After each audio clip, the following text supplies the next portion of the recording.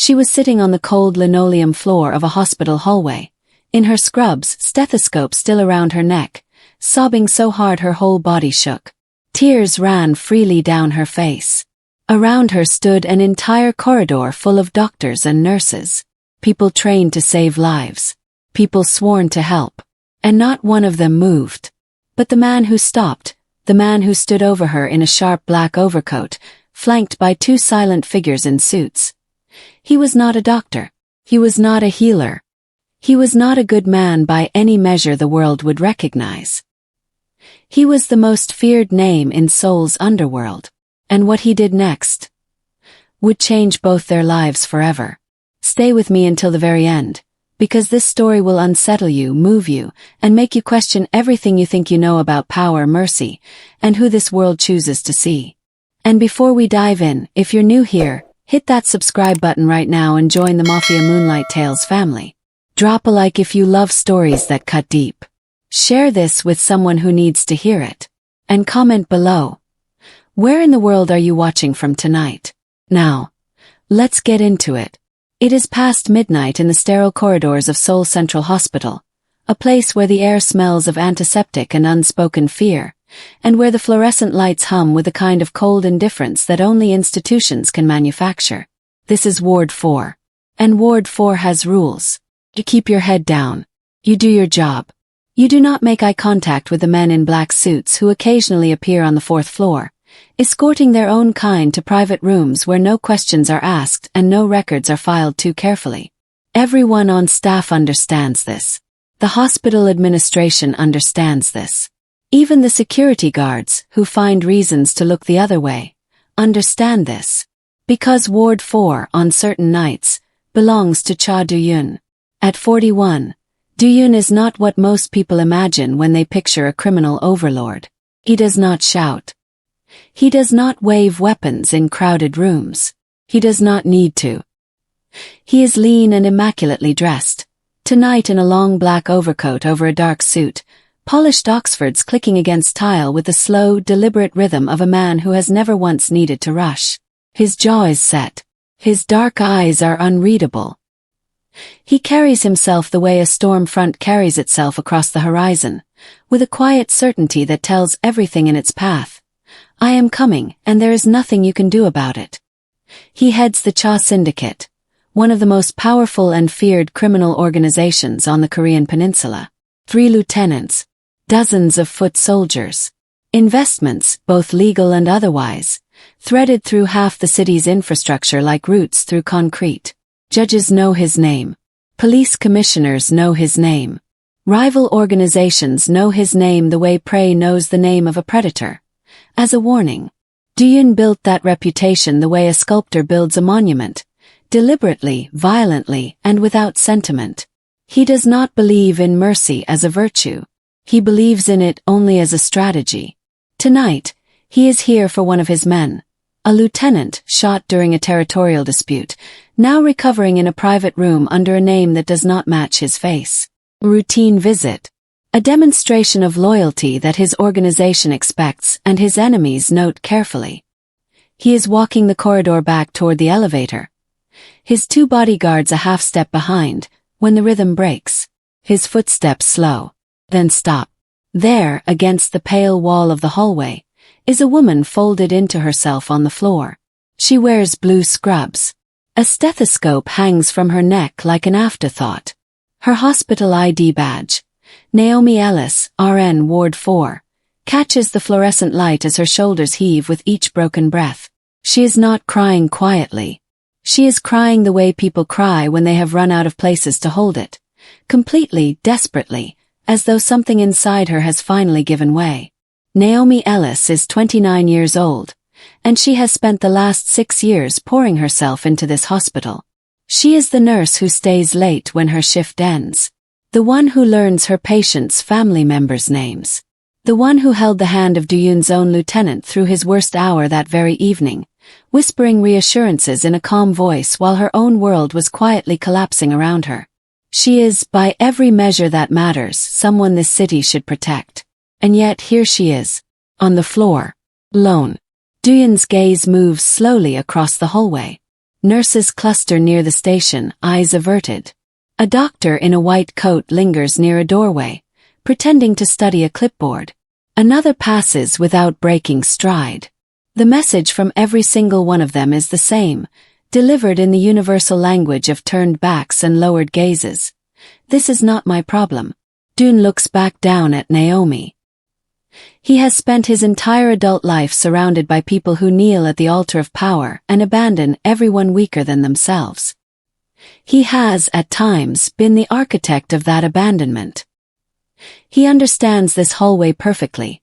Its silence, its cowardice, its careful, practiced indifference. What he does not understand is why it is making something cold and old move inside his chest. His bodyguard leans in. "Sir. The car is waiting." Dune does not move. In a city that has made an art form of looking away, the most dangerous man in Seoul is the only one looking directly at her. And slowly, deliberately, he crouches down, overcoat pooling around him on the linoleum, until he is eye level with a woman the rest of the world just walked past. "Tell me," he says quietly, "what happened to you?" What Naomi tells him next will set in motion a chain of events that neither of them could have predicted, and will force Cha Syndicate to ask the one question his empire was never built to answer. What is power actually worth if not this? She didn't speak at first. She just looked up at him, at the sharp lines of his face, the stillness of his eyes, and something in her expression cycled through confusion, embarrassment, and a grief too heavy to hide. A man like this, crouching on a hospital floor to speak to her. The world had stopped making sense hours ago. This was simply the latest proof.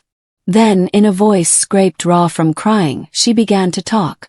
Her name was Naomi Ellis.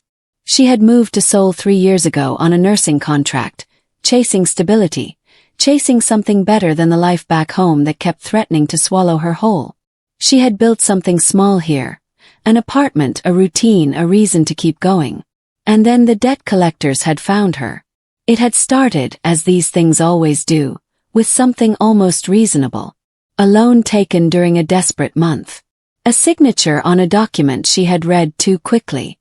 And then the interest had begun compounding in ways the contract had buried in language she hadn't fully understood. And the men who called her phone stopped being polite. And the threats had slowly shifted from financial to something far more personal. Last week they had taken her apartment. This week they had called about her brother. 19 years old, back in Lagos, the one person in the world she was working all of this for. They had his name. They had his address. They had made it perfectly clear what that meant. She had held herself together through a full 12-hour shift on nothing but adrenaline and the professional obligation not to fall apart in front of her patients. She had administered medication. She had updated charts. She had sat beside a critically wounded man in room 412. A man who had arrived with no identification and a gunshot wound, and she had talked him through his fear quietly, monitored his vitals through the night, and kept him stable when his numbers dipped in a way that could have gone the other way entirely. And then her shift had ended, and the hallway had been empty, and there was simply nowhere left to put it. Dune listened to all of it without moving, without expression. His bodyguard stood back far enough to give the illusion of privacy on a hospital corridor, which was the closest thing to discretion men like them could offer. When she finished, silence stretched between them for a long moment. Then Dune reached slowly into his breast pocket and produced a photograph. Standard issue, the kind his men kept for identification purposes. He held it toward her. "This man," he said. "Room 412. You were his nurse tonight." Naomi looked at the photograph, looked back at him, nodded once, uncertain why it mattered. Something shifted behind Dune's eyes. Barely visible. A hairline fracture in the stone. "You kept him alive," he said quietly. It was not a question. It was the sound of a calculation completing itself. Cold, precise, and arriving at a conclusion that surprised even him. He stood. Straightened his coat. "How much do they say you owe?" Naomi told him the number. It wasn't a large sum, not by any standard that existed in the world Cha Syndicate occupied. It was the kind of figure that belonged on a grocery receipt, not at the center of a woman's destruction. And yet that modest number had been enough. Enough to take her home. Enough to threaten her brother. Enough to reduce a trained medical professional to the floor of a hospital hallway at 1 in the morning, hollowed out and shaking. Dune said nothing immediately. He looked at the number the way he looked at everything, with a cold, appraising stillness, as though he were cataloguing it, filing it away behind those dark eyes alongside everything else the world owed answers for. "And the hospital," he said. "Your supervisors. You reported this." Naomi let out a breath that was almost a laugh. "Twice." She pushed herself up from the floor slowly, and he did not offer his hand, and she did not expect him to. "The first time, my manager told me my personal finances weren't the hospital's concern. The second time, HR sent me a pamphlet about employee assistance programs." She straightened her scrubs. "It had a hotline number. Called it. It was disconnected." Dune absorbed this without visible reaction. But something behind his expression tightened almost imperceptibly, the way a wire tightens before it snaps. He had a code.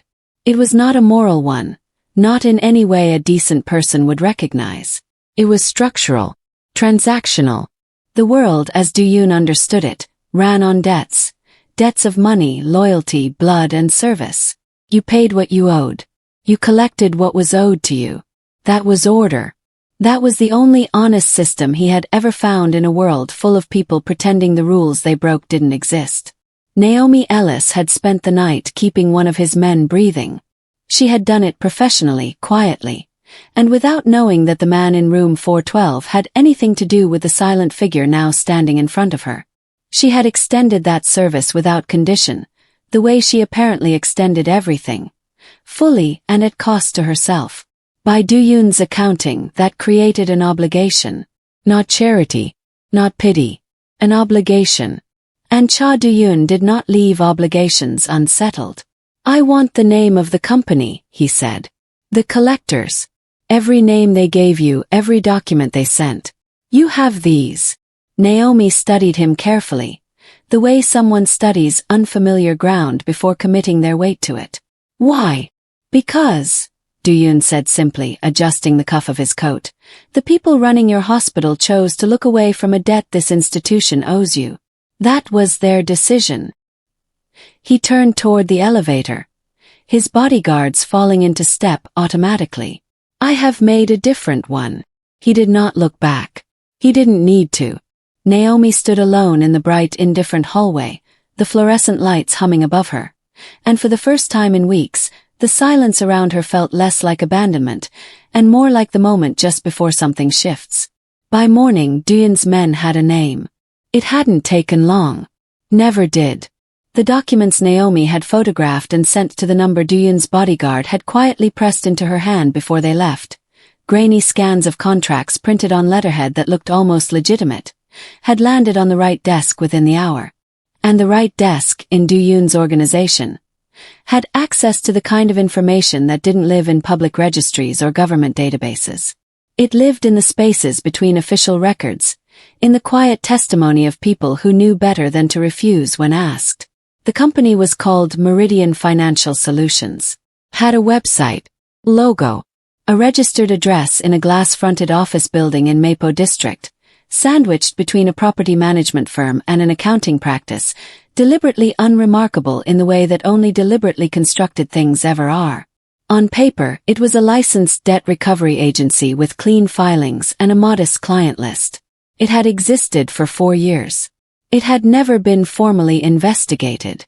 Dune reviewed the file at his desk just after dawn, jacket off, sleeves rolled precisely to the forearm, coffee untouched at his elbow. His right-hand man, Kong Seojin, stood across from him and walked him through what they had found. The licensing was real. That was the first thing. Whatever Meridian was doing, it had taken the trouble to do it legally enough that the law would take considerable convincing to look twice. The contracts they issued were written in language designed to confuse. Interest clauses folded inside clauses, penalty structures that compounded in ways no reasonable person would anticipate, arbitration agreements that quietly removed the signatory's right to contest through any court that might actually help them. It was predation dressed in the vocabulary of compliance. Sophisticated, patient, and almost entirely untouchable by conventional means. Their targets, Seojin explained, were consistent: essential workers, nurses, teachers, transit employees, people with stable enough income to make repayment seem plausible, and precarious enough circumstances to make refusal feel impossible. People, in other words, who could be leaned on without much risk of pushback. Jin turned a page. Then another. His expression did not change. How many active cases, he asked. 31 that we can confirm. Likely more. Police connections. Sutton paused in a way that answered the question before he spoke. 2 officers on the Mapo district roster appear in their communications. Both mid-level. Both useful enough to slow down any complaint that comes through official channels. Jun closed the file. He sat for a moment in the particular stillness that his organization had learned, over many years, to read correctly. It was not the stillness of hesitation. It was the stillness of a decision already made, settling into place. Pull everything on their assets, he said quietly. Properties. Counts. The names behind the names on the registration. He picked up his coffee at last. And find out who is actually running this. Eun nodded once and moved toward the door. Seojin. Duyun's voice stopped him without urgency. They built something that looks clean from the outside. I want to know what it looks like from underneath. Duyun had not expected her to call back. He had left her with a number and a loose implication of intervention, the kind of open-ended gesture his world understood as both a promise and a dismissal. Go home. Stay quiet. Let the machinery move without you. That was how it worked. That was how it was supposed to work.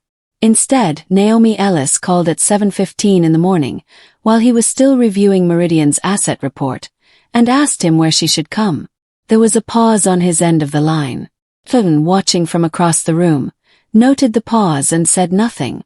That isn't necessary, Duyun said. I know it isn't necessary, Naomi replied. Her voice was steadier than it had been in the hallway. The grief was still there.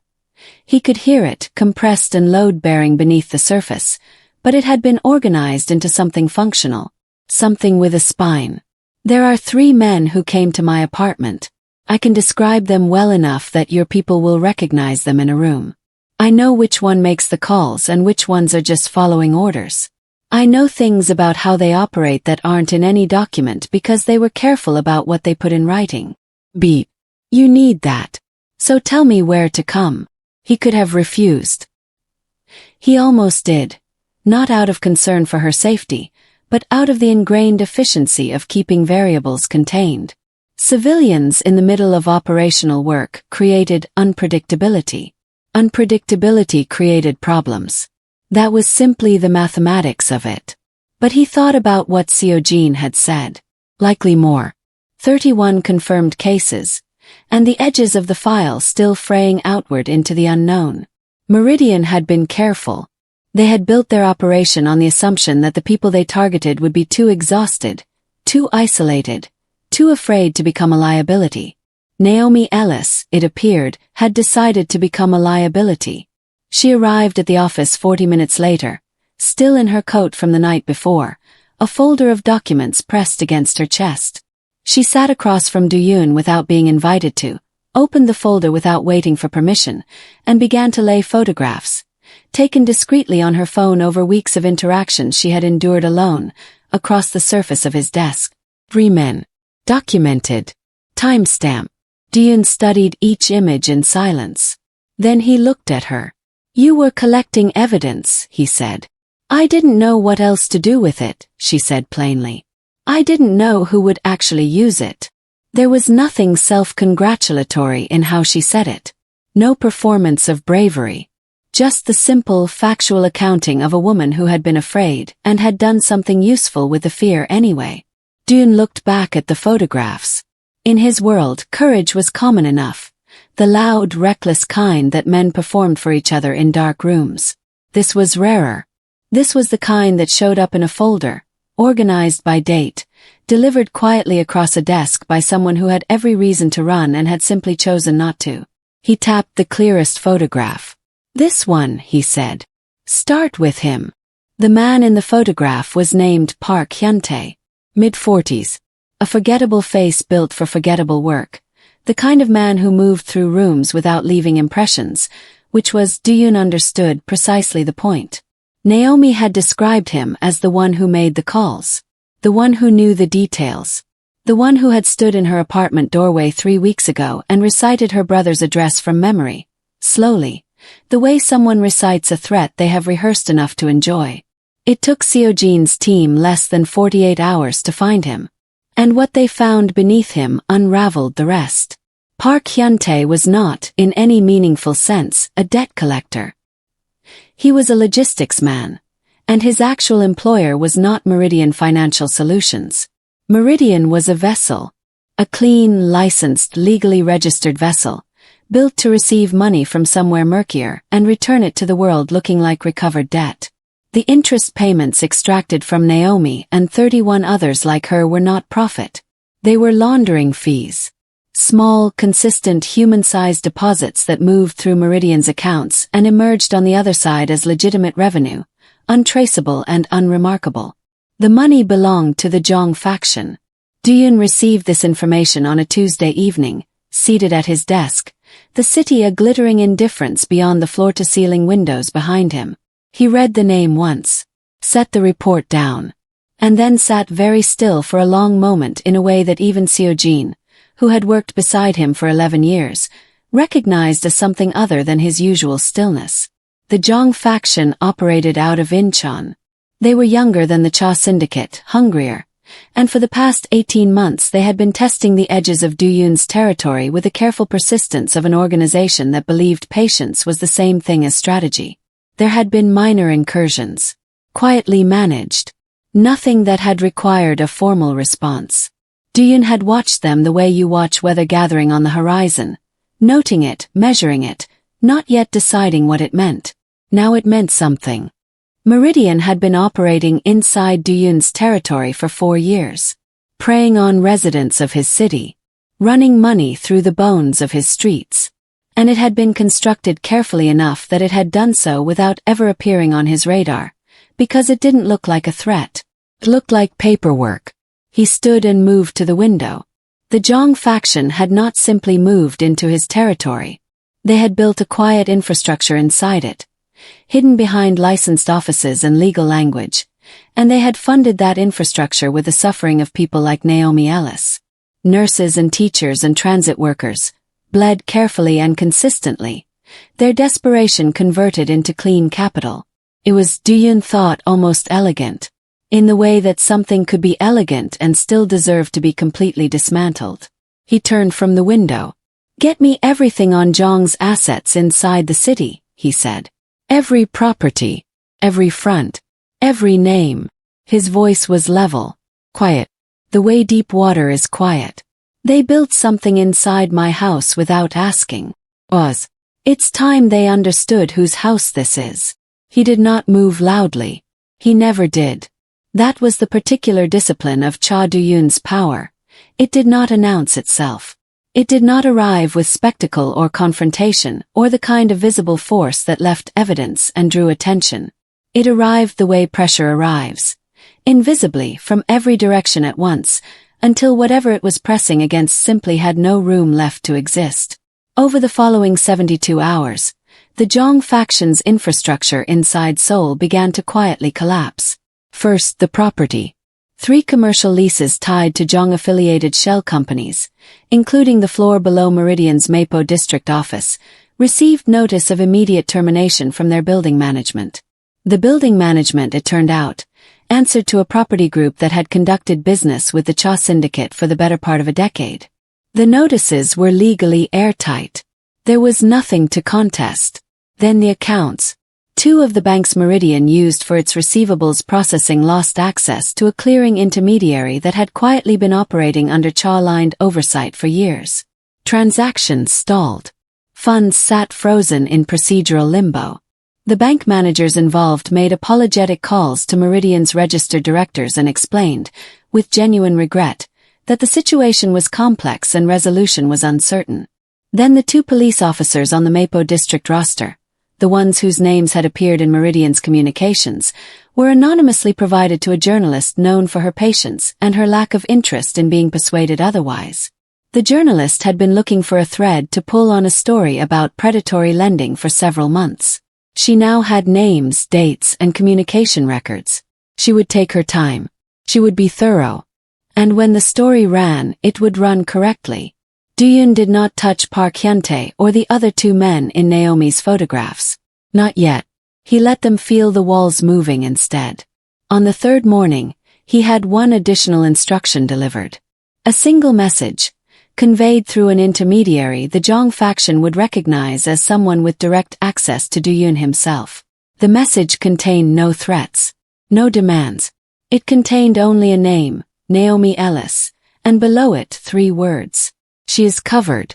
In the language his world communicated in, those 3 words were unambiguous. They meant that the woman named Naomi Ellis had been placed under the explicit protection of the Cha Syndicate. They meant that any further contact with her, by Meridian, by Park Hyuntae, by anyone connected to the Jong operation, would be interpreted not as a debt collection matter but as a direct provocation. They meant that whoever chose to ignore this information would be making that choice with complete awareness of its consequences.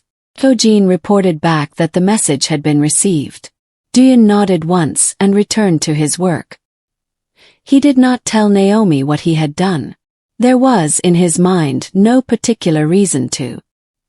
He had settled the immediate equation, removed the immediate danger, drawn the boundary, made the position clear. It was a practical measure. A structural one. He almost believed that. Naomi found out anyway. Not from Duyun. Not from Seojin, who communicated with her only in logistics. Terse, functional exchanges about documents needed and timelines updated. She found out because Park Hyuntae, who had called her phone every 3 days for 2 months with the reliability of something mechanical and merciless, stopped calling. And then Meridian's main line went to a disconnection tone. And then a colleague mentioned, almost in passing, that she had heard the office building in Mapo had some kind of legal trouble with its leases. Naomi sat with this information for a full day before she called. Duyun answered on the second ring.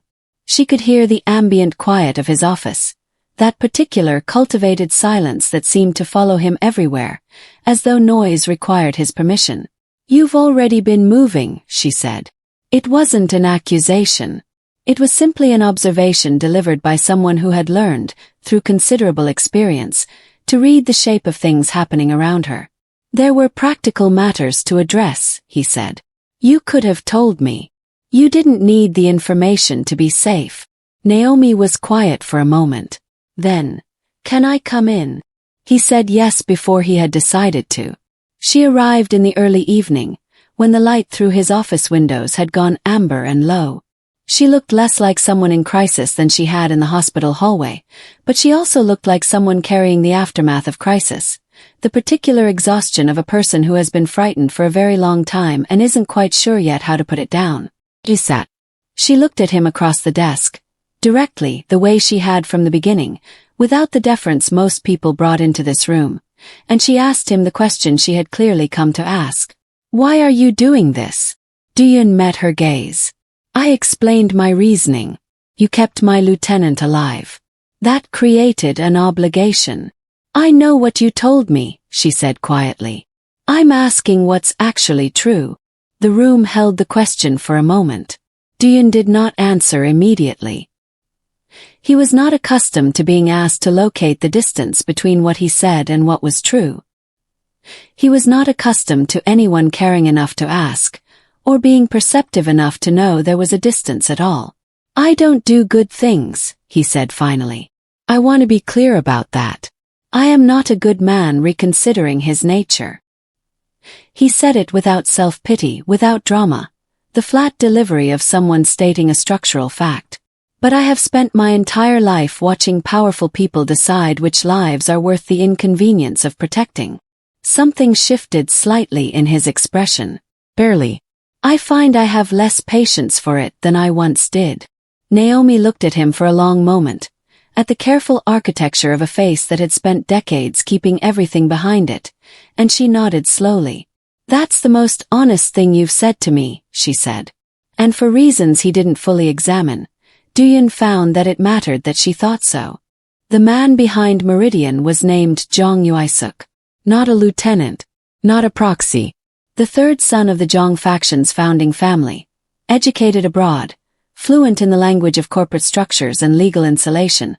And responsible for the architectural decision to build something that preyed on people quietly enough that no one would ever think to look. He was 38 years old and had never, in his professional life, been required to sit across a table from consequences. That changed on a Thursday afternoon. Duyun had chosen the location deliberately. A private meeting room inside a commercial tower in Gangnam, neutral ground by the technical definitions his world used, though neutrality was a relative condition when one party arrived with the complete financial and legal anatomy of the other party's operation laid out in a folder on the table before them. Hyojin stood by the door. No one else was present. Duyun had found over many years that the fewer people witnessed a man's humiliation, the more clearly the man heard what was being said to him. Jong Yuisuk sat down with the careful composure of someone who had prepared for confrontation and arrived with talking points. He had lawyers, he began. Duyun opened the folder and slid it across the table without a word. The talking points dissolved. What the folder contained was thorough communications between Meridian's directors and Jong-aligned accounts. The laundering architecture, mapped clearly enough that any prosecutor with ambition and patience would find it a gift. The names of the two Mapo officers. A full accounting of every individual Meridian had targeted, 31 confirmed cases, their documents, their losses itemized. And at the front of the file, a single page requiring Jong Yuisuk's signature. A private restitution agreement, prepared by Duyun's legal counsel, obligating the full return of assets seized from each victim, beginning with Naomi Ellis. Her apartment, reinstated. Her fabricated debt, dissolved. And a written guarantee, with teeth Duyun had constructed carefully and explained in a quiet voice that left no interpretive flexibility, that her brother in Lagos would remain entirely, permanently uncontacted. "You have built something," Duyun said, "that functions by making people feel they have no options." He let that sit for a moment. "I am offering you one option. I suggest you consider it carefully." Jong Yuisuk looked at the signature line. His composure had not shattered. Men like him rarely shattered visibly.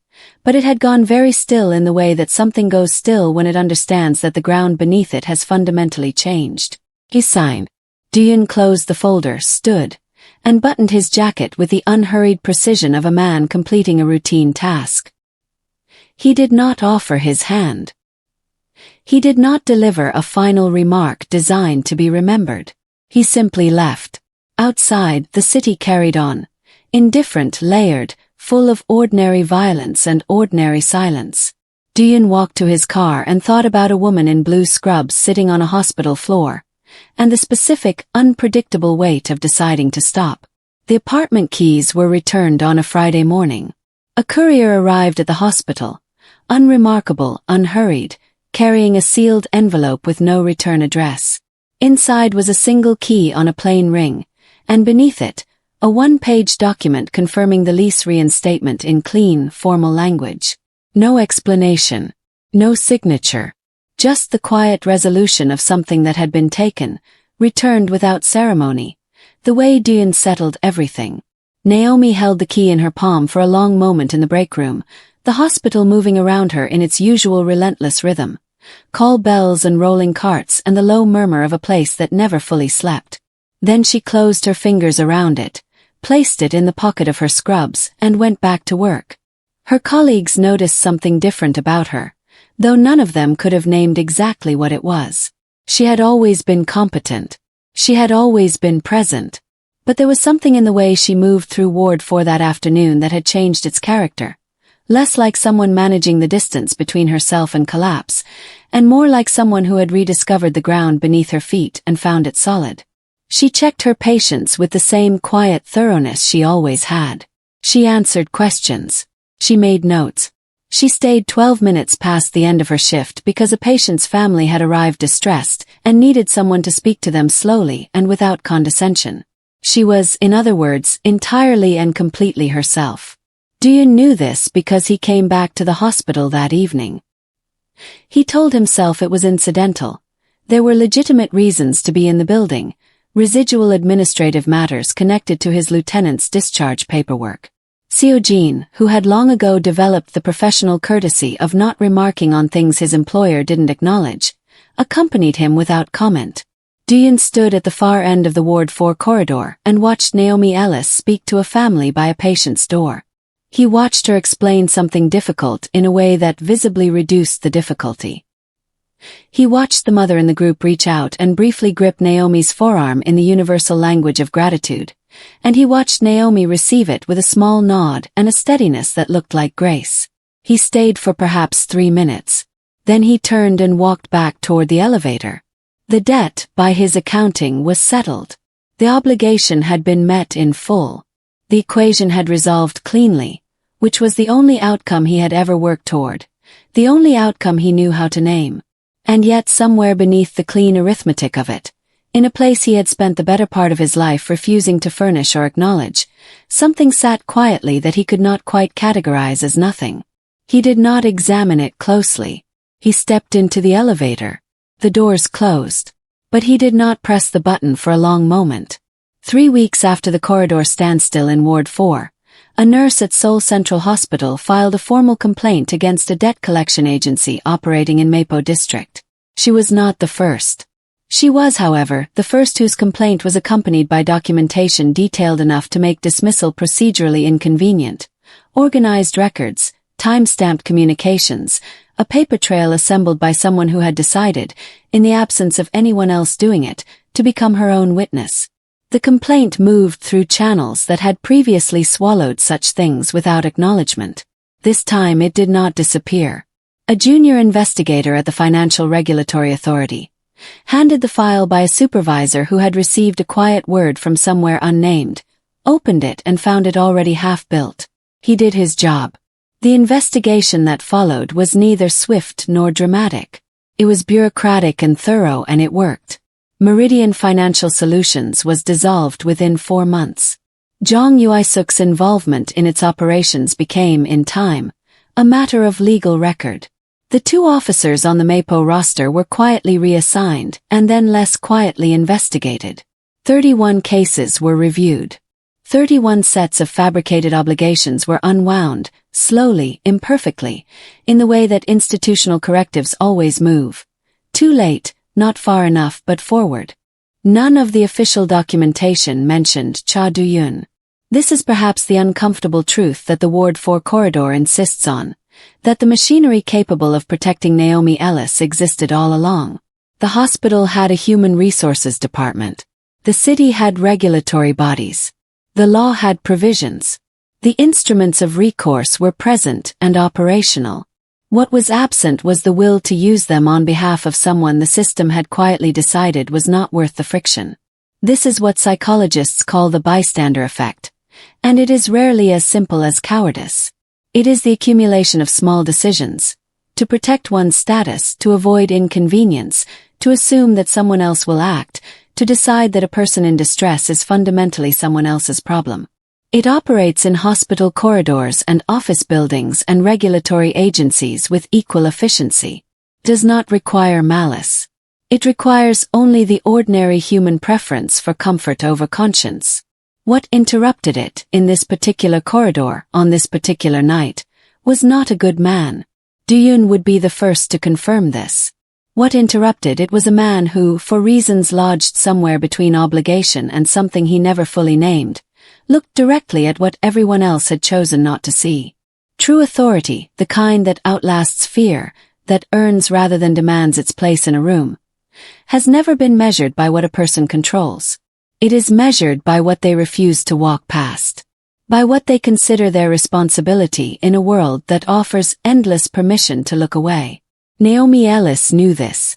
She had always known it. She had demonstrated it every shift in every room, for every patient who needed someone to stay. She had simply been waiting without knowing it, for the rest of the world to catch up. In Ward 4, the fluorescent lights still hum. The corridor is still long and pale and indifferent. But somewhere in the institutional quiet of that hallway, Something has shifted. Small, undocumented, and stubborn as all genuine change tends to be. Someone stop. And it turned out that was enough to begin.